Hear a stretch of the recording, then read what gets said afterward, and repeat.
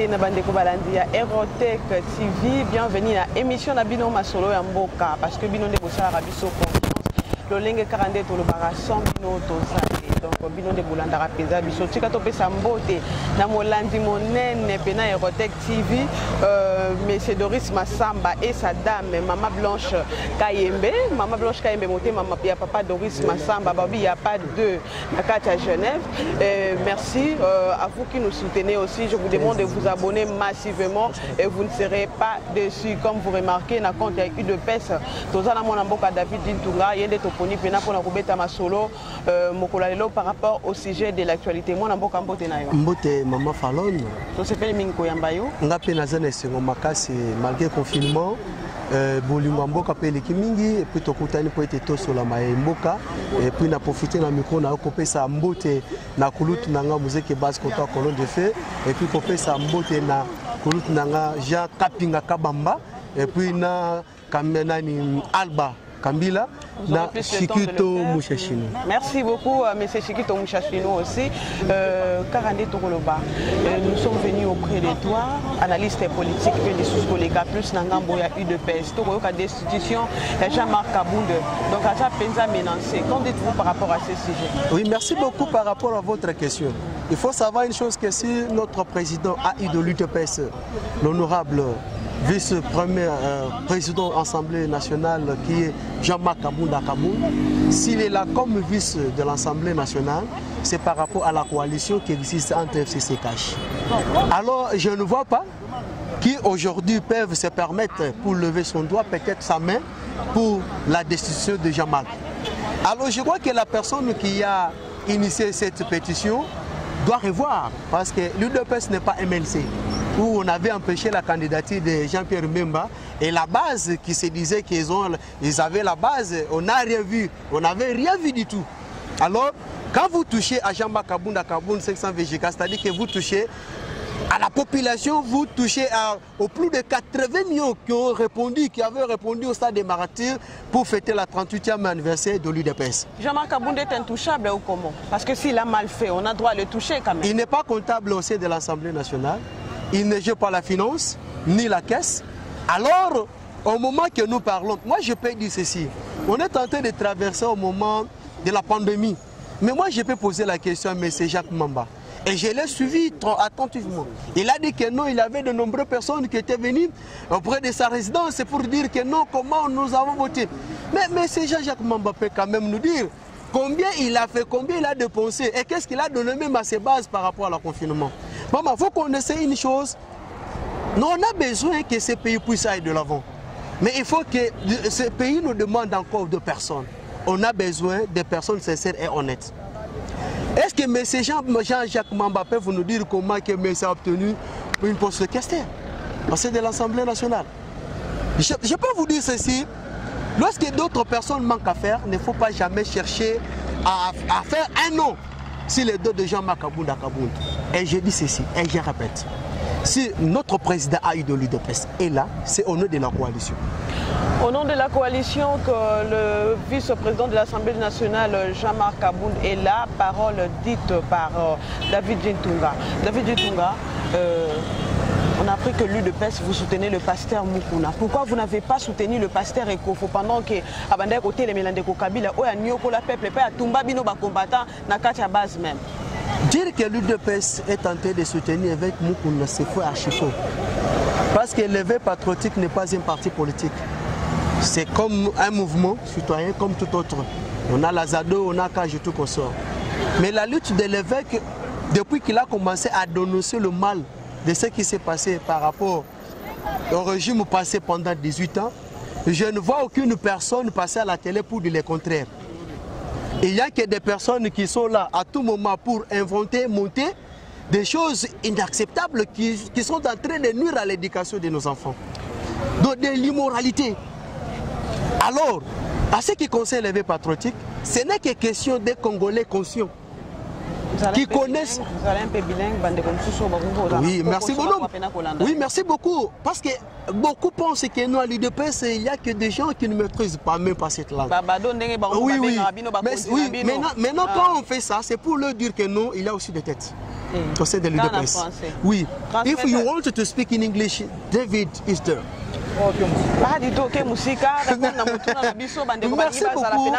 Merci beaucoup, Likambouya, évêque patriotique et Zosarmamba, parti politique.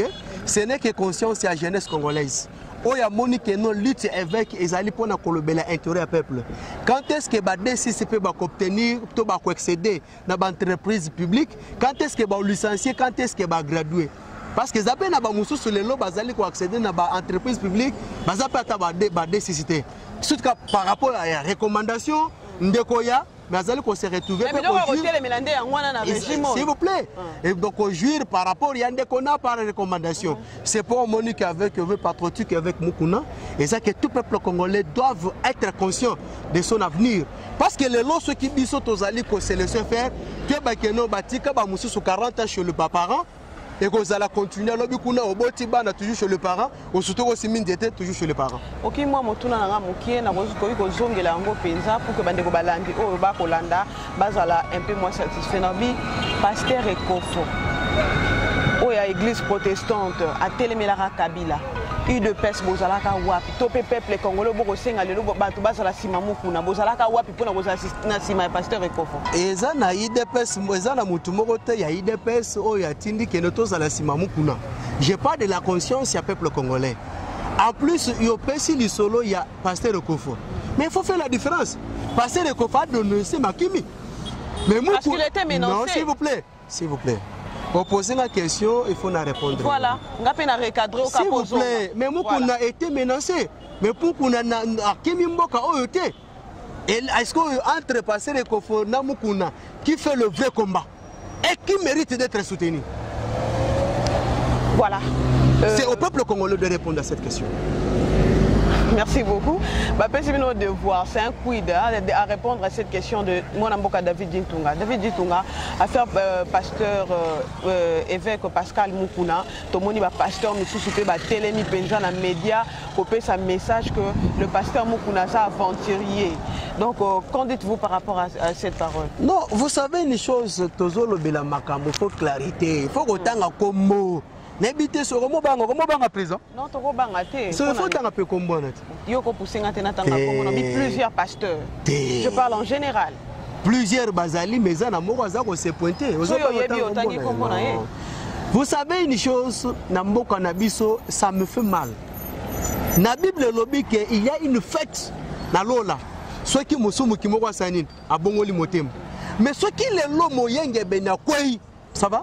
Na comme le prophète Onésime pour les cana itandoke pour nous souhaiter soit l'arrestation to liwa. C'est grave pour un chrétien. Na tikala comme on a un salama na ba janté, na ba marketé, na ba matiété. Je vous dis ceci, nous lisons tous la Bible. Nous voyons l'évangile selon Marc, l'évangile selon Matthieu, l'évangile selon Luc et tout consort. Mais tout tikala comme on a Babylone quoi naté. Kaka République démocratique du Congo. Ndeko Onésime. Tu t'es dit prophète, mais pourquoi Panzamba a fait cette révélation? Tu peux pas un message dans le peuple congolais que non, tu as traversé le moment de Covid-19, tu as le coronavirus. Nzamba a dit que tu as fait Ndekonezim, au collègue na étendue que non, l'église est belle et sa distraction. Vous savez combien de personnes au Pengousi? Juste pour faire plaire un individu, un groupe d'individus. Et puis qu'on les canachés nos bazan acharnement avec Mukuna. Ok, Jean-Marie Kassamba a le cas en face à face avec Mukuna zanga argument pour nous défendre. Ndeko, prophète, Onésime, ceux qui Mukuna tel ngakoye banate. Ndeko Onésime, peuple congolais, bokangelo ko.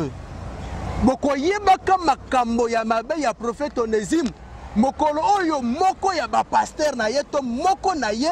Alongo à cette église naie. Ndeko bande ko découvrir. Ndeko Onésime. Bible lobi na biso la personne qui est c'est Dieu lui-même. Na mokili oy. Yo lobi yo sumu ngakate. Même matin ne lobeli. Même matin ne bandeli. Ogange la kabatute. Er moko pe osili ngakate. Non. Tango tozali omoni Jésus-Christ tanga kutani na Paul azaki en Saül. Atunaki na nzela lobi, pourquoi vous me pourquoi tu me persécutes? Voilà. C'est que Onésime est en train de faire, tenter de persécuter Jésus. Ce n'est pas la vérité. On peut dire que ce n'est pas la vérité parce qu'il est en train de dénoncer qu'un pasteur ne peut pas se lancer à la politique. Oui, un pasteur ne peut pas se lancer dans la politique. Dans la politique, voilà. Mais moi, je vous dis, Moïse, Oyate, à la Bible, Azalaranan. Eli, le dieu d'Eli, Azalaranan. Josué, Azotang, Azalabanan. David, Azotang, la Bible, Azalabanan. Charge, Azanango. Équipe à Renaissance. Non, s'il vous plaît. Les salaires individuels. Netoza bonalo, lanzamba yebine na kota lola pena na kota lola te. Eza onezim ta kota lola te. Nzambe moko mtayebi. Et puis ce hôtel appelle mutuna mutaza na temps azo appelle pas nzambe. Bubatutu bazo appelle nzenge moko te. Nous devons nous dire la vérité. J'avais pris maîtrise, mais n'a que comment c'est trop c'est trop. Comment de onezim a mi benga prophète.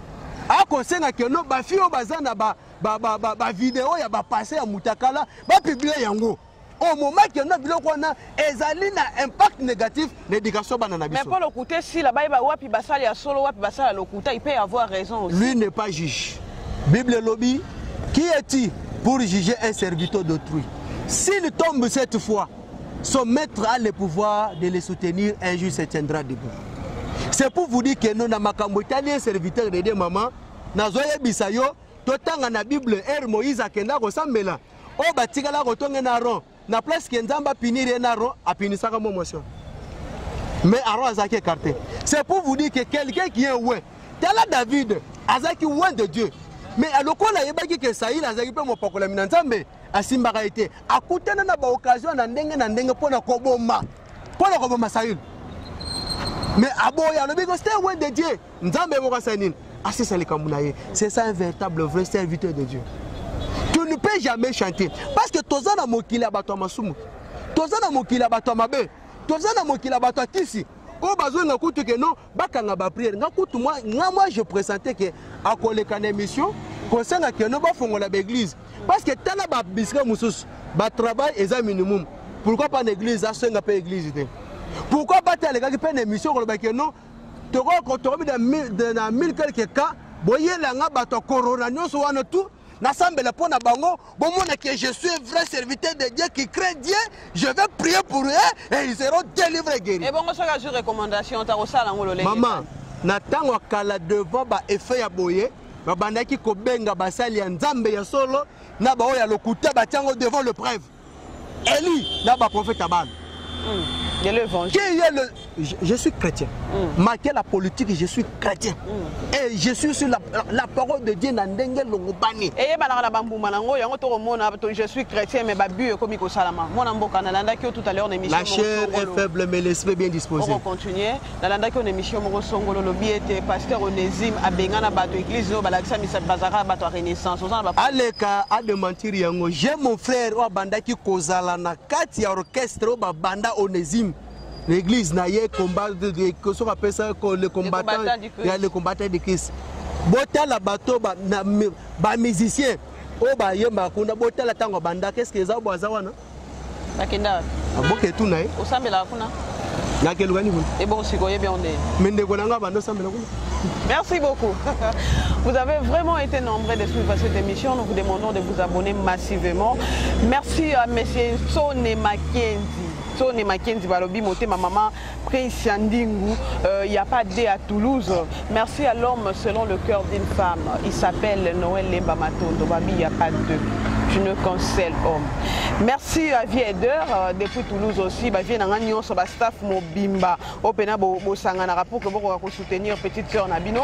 Merci à la docteur Mbo Petit, Babi Erotech Elkin, Erotech Paris. Tous les amis sont mon papa Bomoko, maman Bomoko.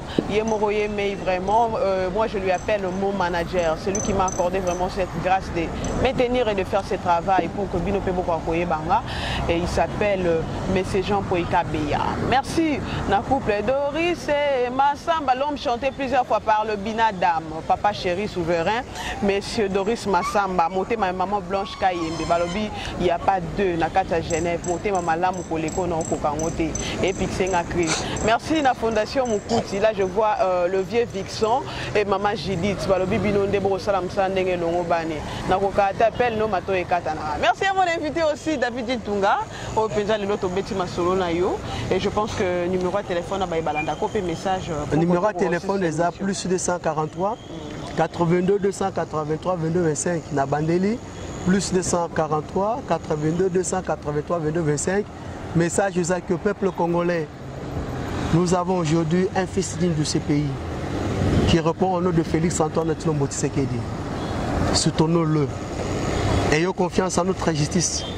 Mais nous, on révise de ces gens-là qui veulent s'impliquer, qui veulent s'insiger dans l'appareil judiciaire.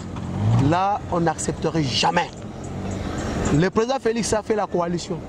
Je pense qu'il a assuré en face de tout le monde que la justice doit être réellement indépendante. Est-ce que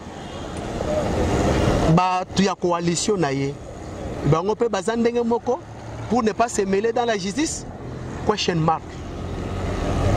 Les numéros, il y a WhatsApp. L'avenir te donnera raison. Mais tout Congolais conscient, David dit tout, je suis mon Congo, mais tout baki Congo.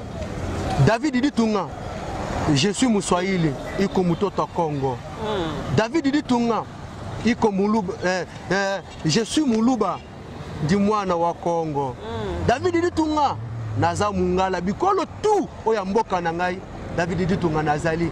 Et puis Kobakisa, je suis Mukuna. Eve patriotique. Toko kenela ngoti na suka. Ngai na kozwa mabele. Oya bakoko na ngai. Na kotutisa ngo na plainte mami Chibola. Ozelaki kaka eve patriotique etele mapoete obimisa plainte na yo. Mabele oyo emela Rosi Mukendi. Mabele oyo emela Like. Mabele oyo emela Thérèse. Mabele oyo ezwa Shebeya. Mabele oyo tumbama ba combattant de l'UDPS pour que M. Kabila a son pouvoir été. Mais ceux qui les lois patriotique étaient mis pour être et ça la moussala pour l'intérêt peuple congolais. Bobina dossier avion. Il faut c'est après 3 fois 4 fois comme avion et puis na kata mutuka première fois ezaki violité, deuxième fois violité, troisième rendez-vous violité, quatrième de commission. Nai na kosenga même ndingisa. Tango ve patriotique était mis pour être justice c'est ça la mapona liwa ya Rosi Mukendi. Oye na dossier avion. Na kosenga na bande ko ya Rosi va permettre nga pena ko bengisa monde ya YouTube. Ba chaîne de télévision. Toko kende tina lilita. Ya Rosi Mukendi pona lobaki na kotikala jamais ko cracher na mémoire ya Rosi Mukendi. Lelo bana ne bazali ba ofele. Pour être singala ki M. Kabila longo na pouvoir. Mais lelo tango justice elingete mesala musala ba ele biso montage, ba ele biso image copiée de toute pièce que viole. Mabele o lobaka kemela bato na uto lobana te. Ngana tout ça on a plainte ya mami Chibola. Tozaka aw. Ah, c'est avec tristesse que nous clôturons cette émission. Merci beaucoup. Tu as donné ton numéro de téléphone. Nabandela les sous plus 243 82 283 22 25 plus 243 82 283 22 25. Autant Dimingi mon amboka parce que répond à l'invitation à la visite. Merci beaucoup maman Fala. Merci beaucoup à vous qui nous avez vraiment suivis. Merci beaucoup na sympathie, attention au bois corda kibiso. Ba suggestion ba remarque au pe sarabiso en tout cas to mona kayango yango sala raketo bongisa musala bino pe ba ebo fingaka. Bon ezandenge na bino ba o pena bo portera correction na ndenga solo toyo kaka totanga ka ba commentaire et comme la rabiso na matoyi. Balobi le boss